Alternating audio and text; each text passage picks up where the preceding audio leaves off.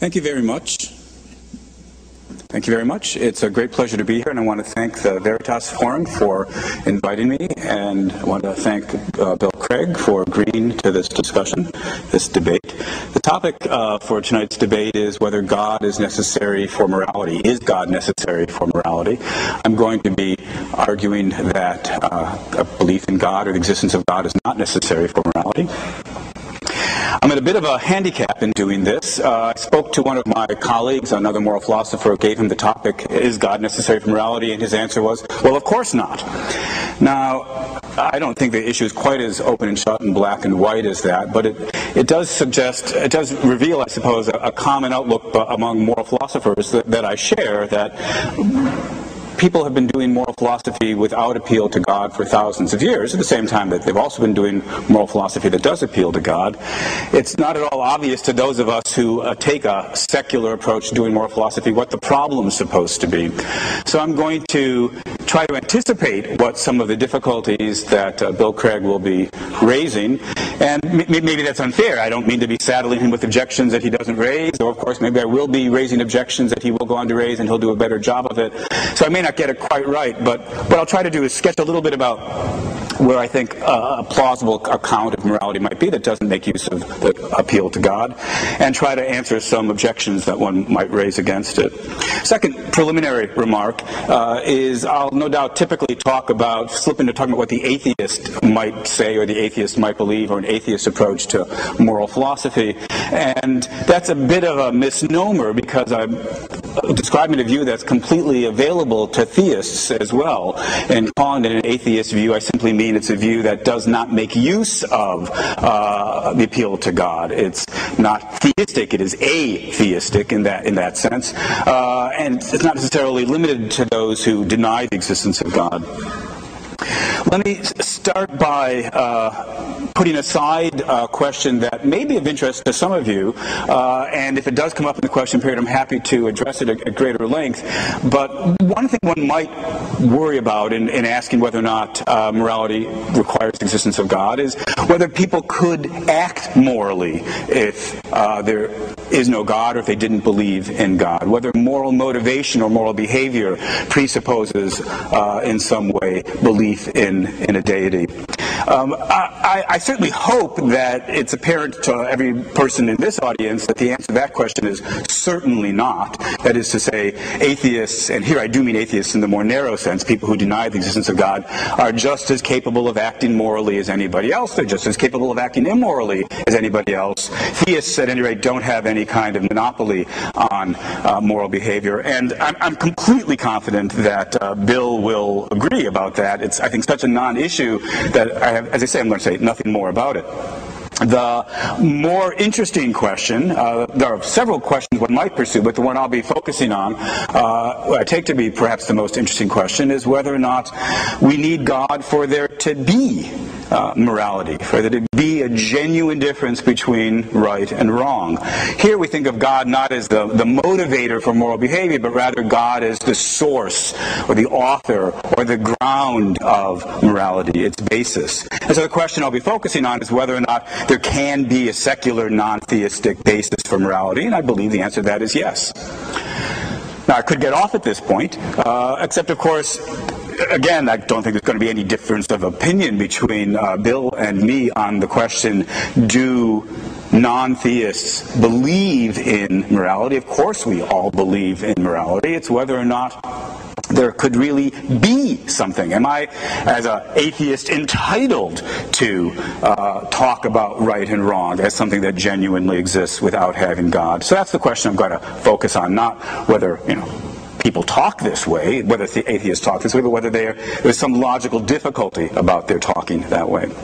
So what I'm going to do is very quickly sketch an outline of a view about ethics that I find congenial. It's not at all original to me. I don't in any way mean to suggest it's the only kind of outline one could accept as an atheist trying to explain what morality is all about, but it'll give you an illustration of, I think, a fairly plausible approach, or so it seems to me. And then I'll raise some deeper questions about it. So here's the basic idea. Right and wrong is a matter of whether or not your behavior hurts people or fails to help them. So, which is, wrong action is action that hurts somebody or fails to help them in the relevant circumstances, and right action is basically a matter of those behaviors that refrain from hurting people and do provide help. So once we've got this basic idea in place, it's pretty natural to see how the more familiar rules of ordinary common sense morality fall out from that. We have an explanation as to why it is that you shouldn't lie, because lying hurts people, why you shouldn't commit murder, why you shouldn't rape, because rape hurts the victims of rape, why you have to aid the needy, why slavery is wrong, and why you need to clothe the naked and feed the hungry. In all these ways, these behaviors are morally wrong or right because of their connection with harm and failure to help. Now, there's a lot of details that would need to get worked out. I think for tonight's purposes, they're not likely to be all that important. Let me just mention that, of course, it's important to get clear that there's a variety of ways that people can be hurt. There's not just physical harm, but there's emotional harm, and there's assaults on somebody's autonomy, and you can fail to respect them in a variety of ways. I don't think I need to pursue that, so unless it comes up, I won't say more about that.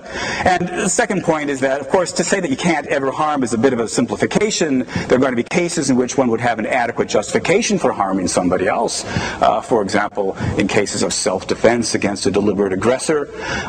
There's a great deal of work in contemporary moral philosophy about what these exception cases are, what are the adequate justifications for harming or failing to help. And again, although I'm happy to go there, I don't think we need to, so I won't say more about it unless it comes up.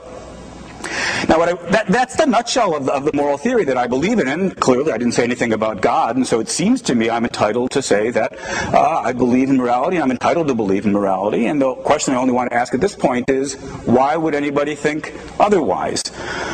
Well, so here's a worry that one might have. We might ask, not do I believe in this sort of thing, but are these things really wrong on the atheist view that I've just sketched? Or is it just a matter of opinion? Now, that's tricky. Of course, we're going to be arguing about whether or not God's necessary for morality, what shape morality has, and so forth and so on, and all of that, in some sense, is just a matter of opinion. But I take it the deeper question is there a fact of the matter as to who's right? Not just as a fact of the matter as to whether or not there is a God and what that God is like. I take it there's a fact of the matter with regard to whether or not it's wrong to harm people, whether it's wrong to rape, for example. I think it's wrong to rape.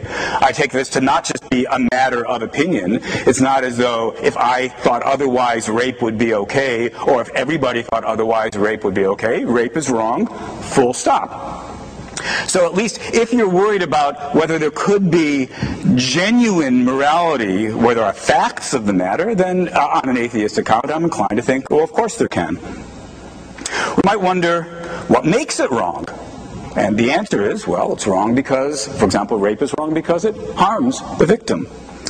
Might ask instead, what do we mean in saying that it's wrong to rape?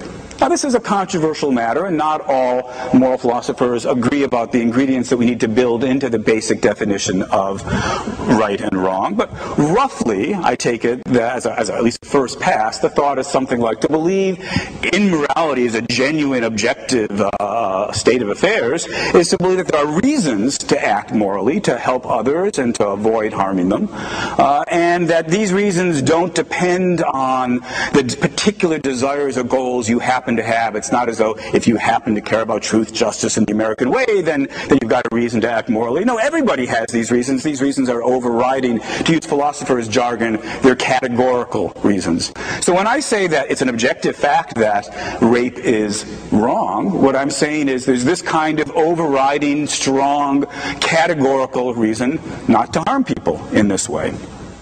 And that's not up to me to make it so, it's just so. Now, you might ask, is there a deeper account that can be offered about where these reasons come from, or what makes them so, or the basic rules of morality, what their ultimate foundation or basis is? And I want to say that secular atheist philosophers disagree about that point. Some are, as we might call them, non-foundationalists.